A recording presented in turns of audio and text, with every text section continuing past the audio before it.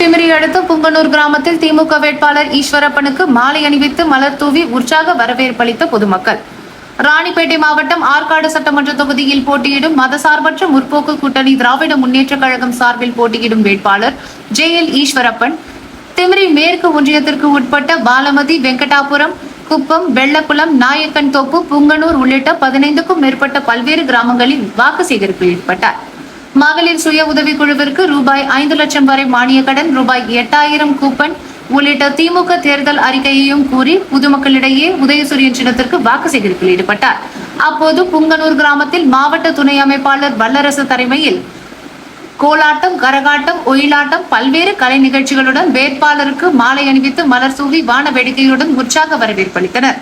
திமுக மாவட்ட அவைத் தலைவர் AK சுந்தரமூர்த்தி, மாவட்ட பொருளாளர் AV சாரதி, மத்திய ஒன்றிய செயலாளர் கீழ்ப்படி ரமேஷ், மேற்கு ஒன்றிய செயலாளர் ஜன்னநாதன், ஊராட்சி மன்ற தலைவர் அம்பேத்கர் மற்றும் மதசார்பற்ற முற்போக்கு கூட்டணி முன்னாள் இந்நாள் நிர்வாகிகள், பிற அணி நிர்வாகிகள் உட்பட பலர் உடனிருந்தனர். நியூஸ் 21 செய்திகளுக்காக உங்கள் விஷாலி.